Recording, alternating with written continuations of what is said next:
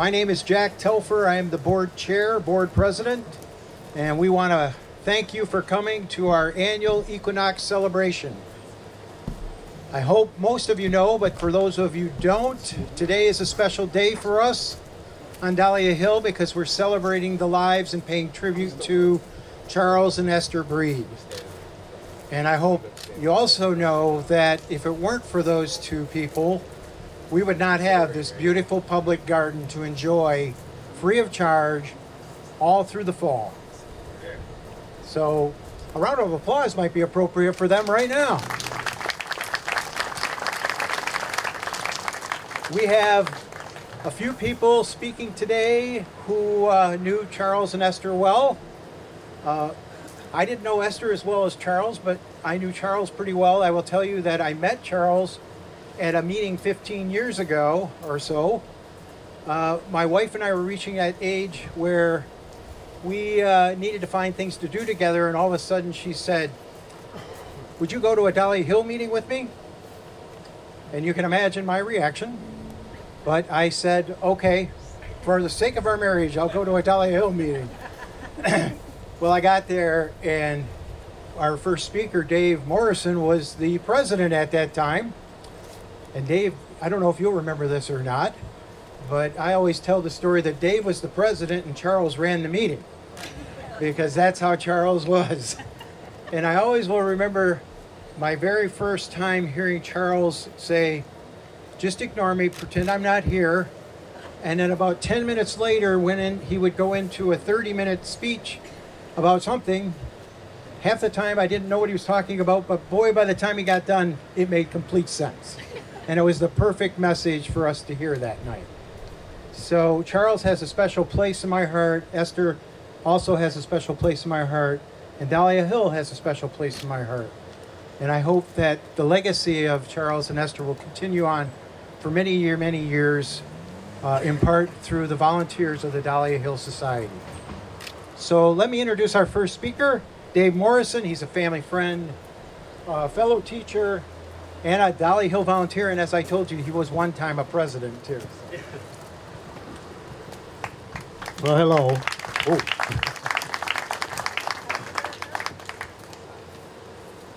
I was going to give, I thought, a longer talk this afternoon, and then I just found out that, oh, can you cut it back a little bit? So, okay. I have all these, but I've been giving an awful lot. Well, one thing I wanted to say, too, is just to follow up on what Jack was saying. At any of those meetings where Charles got off on a tangent, which was pretty much every meeting, if Ester was there, he couldn't get very far with it because she'd be sitting back in the audience and she'd let him go so long, and then finally she'd just go, do it again. So, okay, Charles, it's time to stop. and he would and did, and in fact we would joke about it over the years how Ester somehow managed to keep his dissertations in tow. But anyway, I'm going to leave out a fair amount of the things I was going to say. I was going to go kind of way beyond the hill with some of the things I was going to say about Charles and Ester, particularly Charles, because it's sort of unending, his accomplishments in this town, and as a major artist and longtime friend of Alden Dow, and studied under Frank Lloyd Wright, and so many things about that man that were pretty amazing. It's interesting how I first got involved with the Hill. I was coming down Main Street one day. I had just retired in 1997, and I saw him up here on the hill. I knew this was his studio. This was studio for years. That building wasn't here. And so I came up the driveway and stopped right here and chatted with him for an hour and a half. We just talked and talked. Next thing you know, I was tending a row and dividing tubers and planting tubers, and then it got involved in establishing the Dahlia Hill Society with him and the other members at the time. So it was a great venture, and I pretty much stayed with that for 18 years and always really enjoyed it very much. I know a big part of what I enjoyed about my time here was that man, Charles, because that's part of the reason I would come. I would work on the hill, do my role, and then I'd come up here, and he and Peggy would be in there working on some art piece, and we'd chat. And that's a big part of what I have missed about not being on the hill anymore. Oh, I'm sort of indirectly involved, but anyway, the thing about Charles and his dahlias and how it evolved to what it is today, and many of you know, just from what you've read and heard, that it basically started with 4 tubers that were given to Esther in 1966 by daughter Chris Ann. And Chuck planted them, and the next thing you know, well, every dahlia makes more dahlias, like 10 to 20 tubers. And so the next year he could easily have had, 40 maybe dahlias, tubers to plant. And so he got started and he planted them at home, and then he had the studio here. Bill Fisher owned this hillside, was going to put a condo on it, maybe a couple condos, and Charles asked him if he could plant dahlias here one year, and so he did. And then we ended up buying the hill from Bill Fisher because we needed more room. We needed to be ours because the dahlias were spreading on down the hill, and Bill got involved helping with that. And so the next thing you know, we ended up with the whole hill covered. And then we realized that every time it rained hard, a hill isn't a place to plant a garden. And every time it rained hard, all our nutrients and soil were literally, and an occasional tuber, were running right down the street drain. I mean, down the drain, gone. And we began to struggle with keeping the dahlias healthy as a result of losing our nutrients, so we terraced it. Charles designed it along with Peggy's help, because that was her training, that kind of thing. And we hired Paul Reeder to come in and do it. But the city, the foundations said, well, we found out it was going to be $240,000 to terrace the hill. And so we went to the foundations, basically Charles did, and they said that, well, if you can raise $20,000 from the community, then we can, give you $200,000 from the foundations. So we members went out and we raised $45,000 from the community. And so the foundations gave us the other $200,000, and here you have the hill. It's all natural stone from Escanaba, and that meant a lot to Charles rather than using cast brick stones and stuff. So that really transformed the garden into what it is today. So now you come down the street, it's really a land sculpture. Because when you come down the street, when there's no dahlias on it, it's an amazing piece of art in itself. And that's because the way Charles was with design, everything he designed. One of the biggest parts of his repertoire in design always was the circle.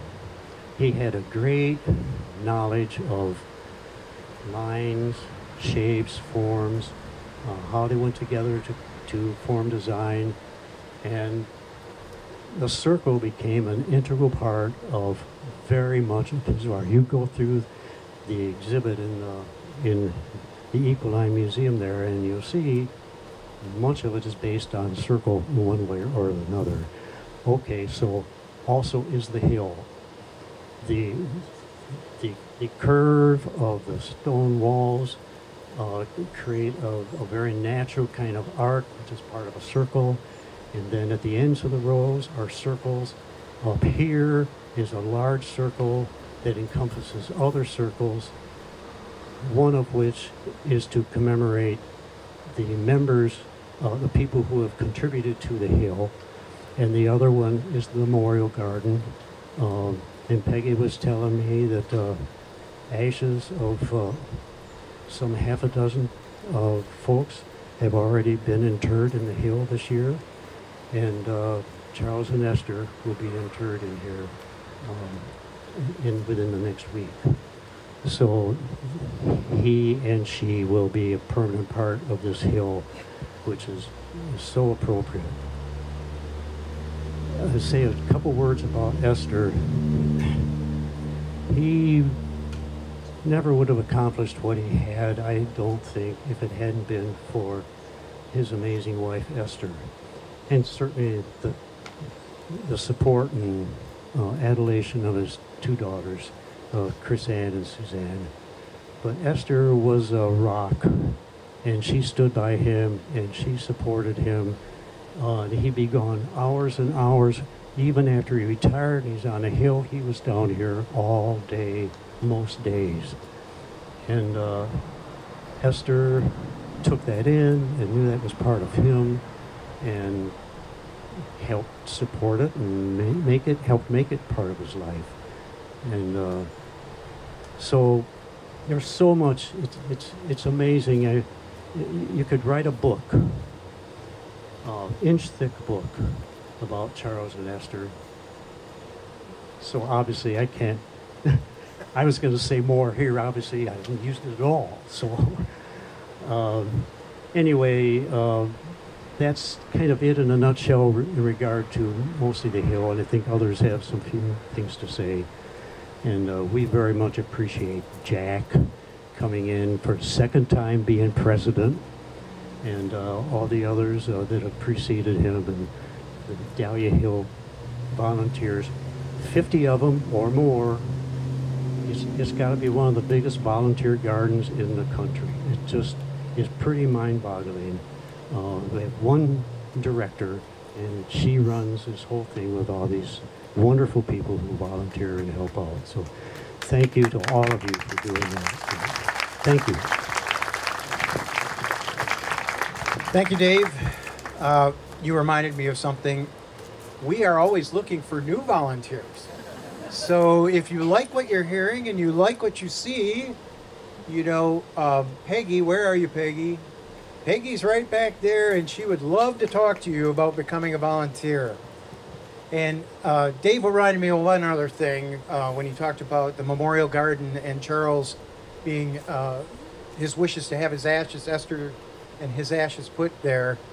Charles often said that he really was looking forward to coming back as a Dahlia. So maybe there'll be a special Dahlia out there that you'll see, and it'll remind you of Charles. All right, Dan and Marcia Draves, longtime volunteers, want to offer a few thoughts too.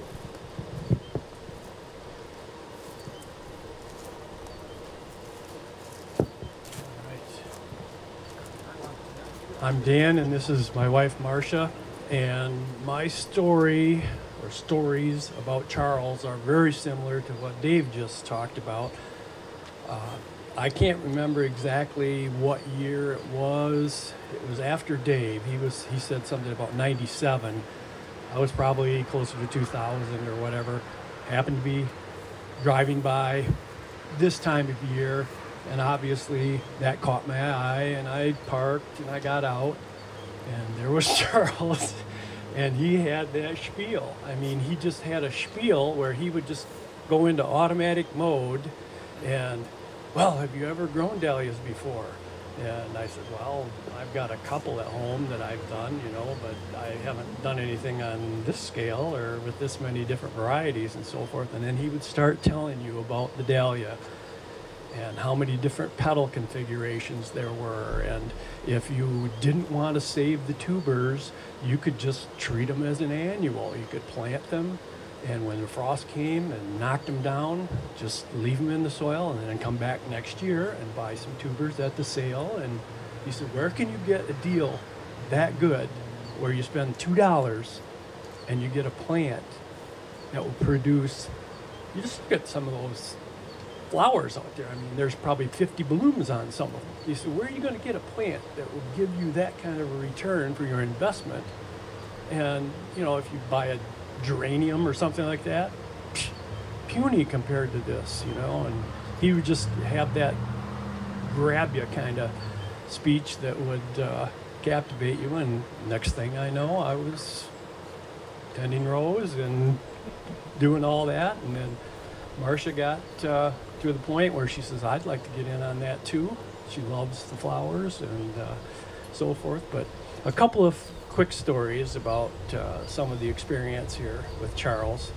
Peggy reminded me of one just a few minutes ago, but first one, we noticed over the years that the soil was starting to be depleted.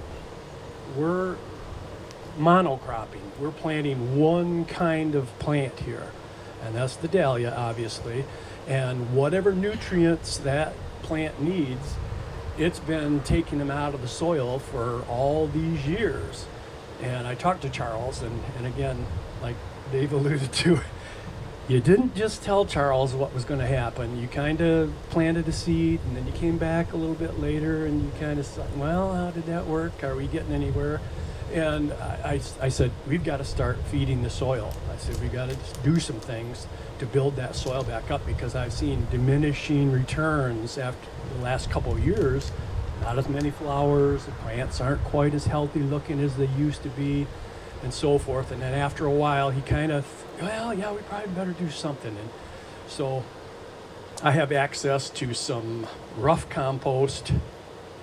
My grandson calls it cow maneuver, because he couldn't say cow manure. But I brought a trailer load of that, my little utility trailer. I parked it out front there. It was late in November. Ground was almost frozen, not quite. And I'm looking pretty rough. I've got these old bib overalls that were pretty shabby looking, and I got a well-worn hat and my boots that I've been traipsing around the farmyard picking up all the rough compost. And I took some buckets and I started putting it in the very first bed there on the bottom of the hill on this side. That was the one that we were assigned back in the day, and I thought, well, if we're going to experiment with this, let's do this one. So we'll either sink or swim with what we're trying to do. And I took a couple of buckets out there and I started spreading them out. And I hear the door up here in the studio, blam! And here comes Charles down that hill. I mean, he's running like a sprinter from the Olympics, you know.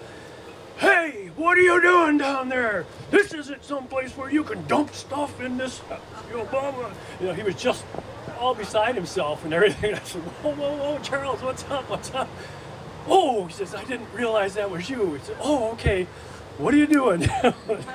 So Peggy came behind him and kind of calmed him down a little bit, but we spread that on the hill in that part for that year, and then the next season came along and it got tilled in and the flowers came up, and he commented, he says, I'm telling you, he said, that bed has never looked that good before. He said, those flowers are incredible.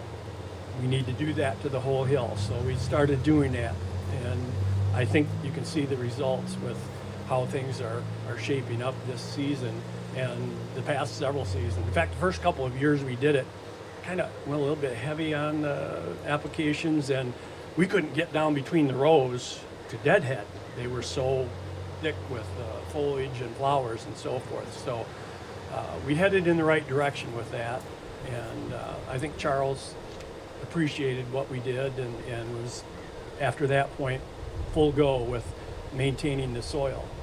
And then the other story that Peggy reminded me of just a few minutes ago was we gave Charles some of our produce. We grow all kinds of vegetables, and Charles was pretty much a vegetarian. He was pesco polo, as he said, vegetarian. Sometimes he'd eat fish, sometimes chicken, but most of the time he tried to be vegetarian. And so we'd share tomatoes with him, you know, the big heirloom tomatoes, and he really appreciated those and so forth. And we had an abundance of green beans, and we gave him a big bag of green beans. I'm sitting at the house that day or maybe the next day, I can't remember for sure, but it's like late at night, like 9:30. We got our pajamas on, you know, I mean, it's time to go to bed almost, and phone rings. "What's up?" "Dan Draves." I said, "Yes, Charles. What's going on? What's going on?" "Oh my God," he said, "those green beans. Those are the best green beans I've ever had." And I said, "Geez, Charles, they're just green beans. What's the deal?" He says, No, you don't understand." It took him back to his childhood when he grew up on a farm, and they had all of their own produce and stuff, and he'd lost touch with that. And he just was so appreciative. I'll never forget that. You want to say something? Well, hey, everything he said, but I got involved a little bit later than Dan did, but my interest obviously is kind of purely artistic because I love flowers. And I'm an amateur flower ranger, and the first big thing I did with the dahlias was the flowers for both of our kids for their weddings.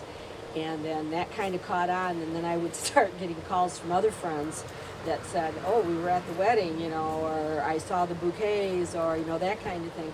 So I started doing dahlia bouquets when possible for like my nieces and nephews and friends and that kind of thing, and that was their wedding gift. So that's kind of my connection with the hill, other than the fact that obviously it's quite beautiful all the time. But other than that, he kind of said it all. And those flowers came from our garden, because back in the day we had plenty of sunshine and we could grow them. We didn't steal them from the hill. We called it Charles, mini Dahlia Hill. Mini Dahlia Hill. There you go. All right. Thank you, Dan and Marcia. So our next and final two speakers, Don and Mark Smith, have the unique privilege of living right across from the hill, and so they have seen it from the very early stages till today. And I'm not sure what they're going to talk about, but they have that perspective.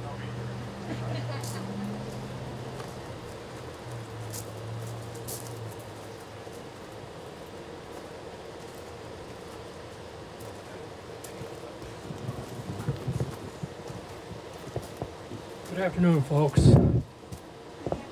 I'm Don Smith. This is my son, Mark. I was asked to say a few words. When it comes to Charles, that's not an easy task. You can't do it in a few. Don't worry. But Charles was probably, they say we're all unique. He was uniquer. I think I've been on the hill almost 20 years. Esther and Charles have been good friends for many, many years. The first time I was invited to their cottage for a weekend, I looked out the front window, and there's this beautiful, gnarly pine tree between the house and the lake. And I commented on it. Charles said, "Yes, I have been doing that as bonsai." Well, you don't bonsai trees like this, but he was a wit. Sometimes cutting, but wonderful people. I'm going to miss them. I was going to say something else too. Oh, he is the only friend of mine that has also run for the U.S. presidency. I'll let Mark take over. It's noisy. Like Dad said, I can't blame Charles for my involvement in the hill. I get to blame this guy right here. All the years of hanging out at the house and watching the evolution of the hill and what it was and what it is today. It's been a blessing. It's almost like part of our yard. I've had a lot of interesting and good men in my life, some of whom are staying here today. My dad, my grandpa, and Alden Down Charles.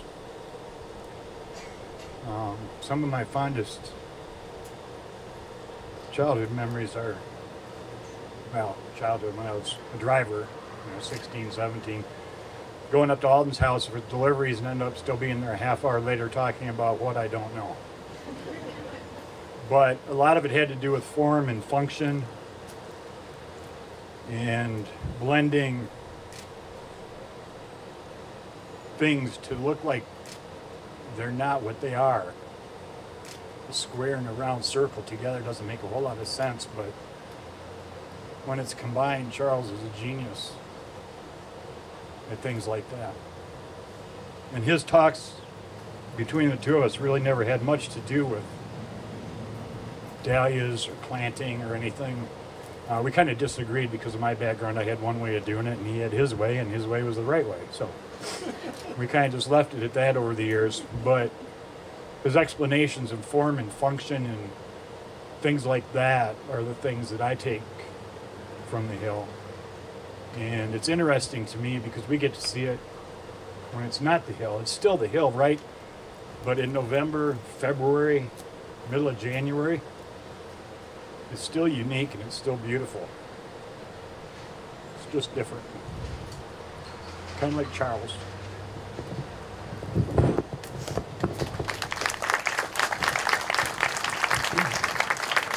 All right, we're going to conclude with Tom Breed, who is the son of Sterling and Betty Breed, and that is Charles' brother and Esther's sister, and he's going to read a note from his parents. Thank you very much. Unfortunately, my parents, they moved to North Carolina back in the early 1990s because they wanted to get away from the bad weather we have up in Michigan.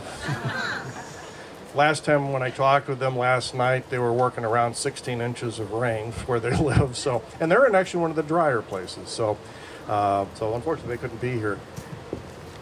But they wanted to at least share a little bit of what their memories were, their feelings, their thoughts.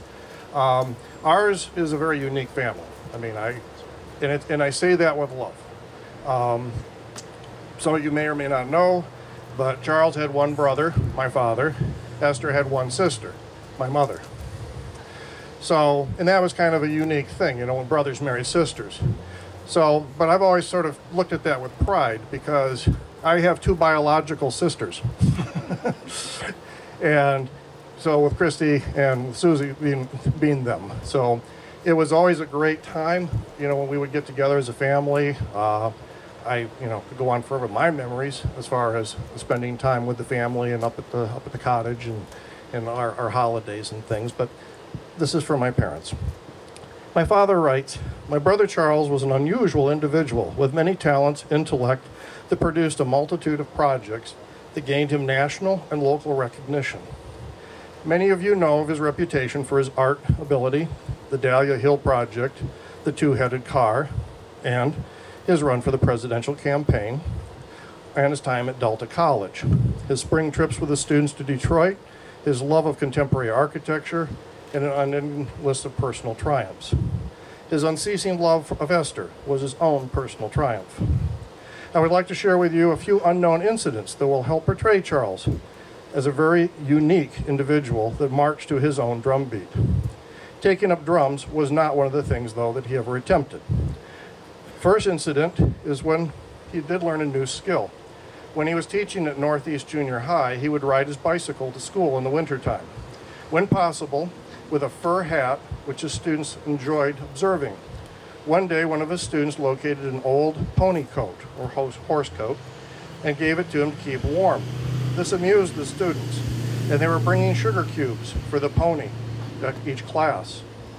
He felt a need to control this object, and he found a bullwhip, of which he practiced many hours learning how to snap it. One day, when the class was getting a little loud, he pulled out of the desk the whip, and at the front of the room he did a perfect snap, which astonished the class, and silence filled the room. He made a box for the whip, and he hung it on the wall with a sign, "In case of emergency." Charles ran on the Western Michigan University cross-country team. At one tournament event, Charles was running the course in the Kalamazoo area that went through an old apple orchard. Those who knew Charles have already concluded what was going to happen and are right. He stopped and picked up several apples as he finished with the race with an apple in each hand. One worthwhile memory was to relate with our mother, who was a widow at the time and was on her deathbed, and she was extremely concerned about what would happen to her beloved dog, Skippy. Charles was there and with her and realized how much she did love Skippy. As a Schipperke breed, and she needed assurance that he would be loved and cared for before she could die. So Charles promised her that he would take Skippy and give him a good home. Relieved, she died shortly later. Now Charles was one of the farthest people in the world that would ever own an animal. However, he and Esther took him to Midland, and in no time, Skippy became a valued member of the family until he died from old age, and Charles's pledge to our mother had been fulfilled. From my mother, Betty. My sister Esther was a very special person. If it were not for Esther, I would probably never have been married to Sterling. Esther and Charles met in college and were married shortly thereafter. As a result of their marriage, I met Sterling, and later we were married. Sisters marrying brothers has always been a good conversation starter. My memories of Esther and Charles are filled with joy and laughter. I would like to share a couple of these remembrances with you. Usually, Sterling and I would escape some of the winter doldrums by going to the island of St. John and staying at Keneal Bay Resort. One year when we were at Keneal Bay, Esther and Charles did an island hopping tour with Eastern Airlines and made St. John one of their stops. By chance, the movie Four Seasons, starring Alan Alda and Carol Burnett, was filming their sailboat scene there. One evening at the dining room, Alan Alda was there with his family. He was one of Esther's favorite actors. She decided she would go and ask him for his autograph. He responded by telling her, "I'm sorry, I don't give autographs, but I do give handshakes," which he did. Esther returned to our table, reverently holding her hand. We wondered if she would ever wash it again. We spent many fun times at their cottage on Long Lake. A favorite pastime of Charles and Sterling would be a competitive race in their sailboats across the lake to an island, jump off, touch the land, then sail back to the cottage. This gave many opportunities for amusing episodes. We also had a pool in our home in Kalamazoo, which had a privacy fence. One time, Esther, Chris Ann, and Susan came to Kalamazoo to enjoy the opportunity to spend time at the pool. Charles had not come, since he had some work that he wanted to finish. As we were lounging around the pool, all of a sudden Charles had vaulted over the fence, dashed into the pool, and to a surprise to us all, made a giant entry and a cannonball into the pool. We surmised that he was missing out on the fun and just had to be there. Such were the common antics that Charles kept Esther in wonderment and amazement. Now it's time to say farewell to both of you. Thank you for the memories, and God bless our family. Love, Betty and Sterling.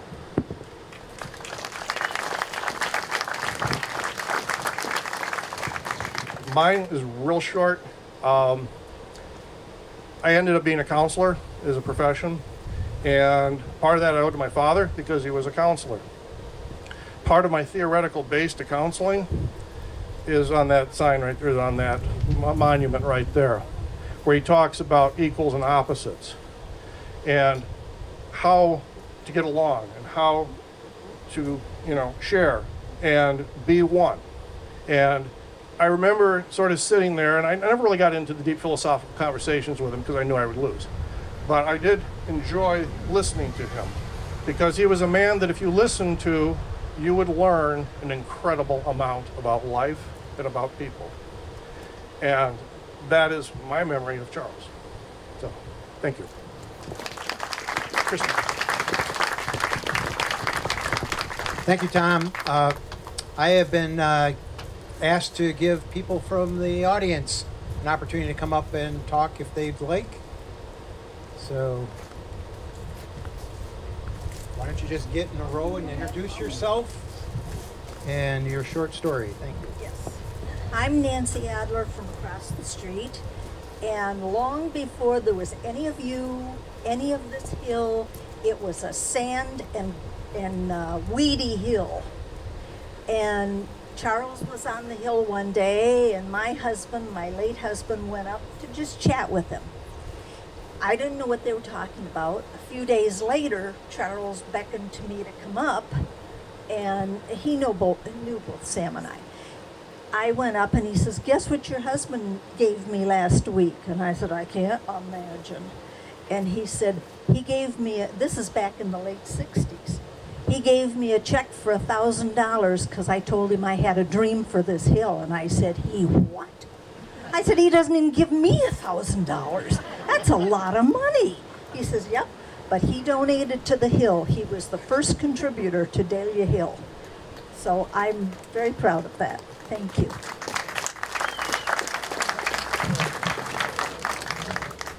I'm going to stand in the shade. I am Sherry Beringer Brewster, and I'm a student of Dave Morrison. So I wanted to talk short, I hope, about Charles and the fact that he was a teacher to many of us. I never had Charles as a teacher, and I was always kind of envious of everyone who did. But I had a blast with Dave Morrison. I did a lot of art. I love art, but I'm a perfectionist, so I never did much with my art. So my whole career I worked, I retired, and then like many of the other people here, I drove by Dahlia Hill, and I went, "Oh, that'd be great to do that in my retirement." So I came up and I reconnected with Charles for the second time because I knew Charles through the Hallett family, who are wonderful close friends of mine who are here today. And I worked on the hill and became great friends with Charles. And in retirement, I decided to do some photography, but I would always tell everybody, I'm not a photographer. I do photographic art. You know, I had to get my art back in there.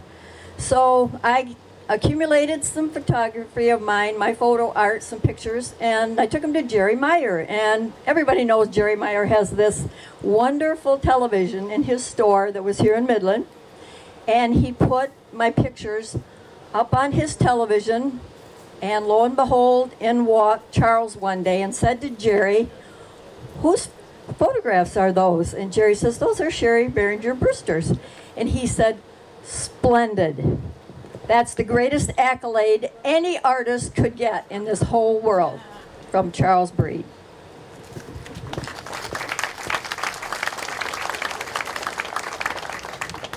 Hi, my name is Rebecca Zeiss. I and all of us have been honored to have been friends of Charles Breed. And also, I was a student of Charles Breed, also a student of Dave Morrison's. And one of the things that I just want to pay tribute to is the eye-opening experience of discovering that work gets to be about something, and you don't just randomly put things anywhere on the page or the canvas or the form, that you kind of think about it. And as a very young student in the mid-70s, that had never occurred to me. So that was my first revelation. And then adding metaphor and symbols to it, my hat's off to Charles.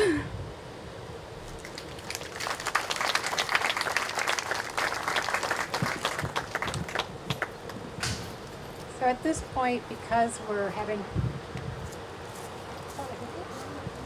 an event next weekend in honor of our parents from 1 to 5 at the Saints and Sinners, but there are a lot of people who aren't going to be able to attend that event and are coming this weekend, like my cousin and his family.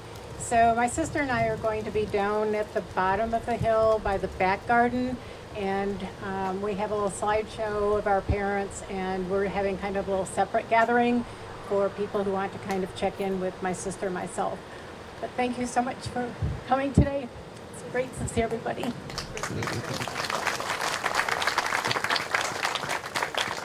Hi, I'm Sarah Olson, and this will be very short. I have been a neighbor of Charles and Esther since I was 4, so I've known them a very long time, and I've loved both of them dearly. I would like to say very kind words about Charles, but I think you've covered that. And so what I'd like to say about Esther is I will very much miss her warm, sunny smile, and I think all of you can relate to that, and also her quiet elegance and her wonderful sense of design. and it's been a privilege to know both of them. So Godspeed. Thank you. Okay, that concludes our program. We have refreshments. I'm sure everybody's ready for some. And let's get back to the music. Thank you, guys.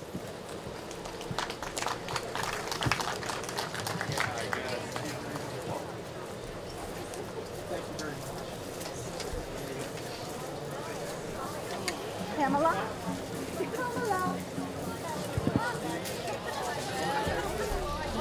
Oh yeah, Pam's here.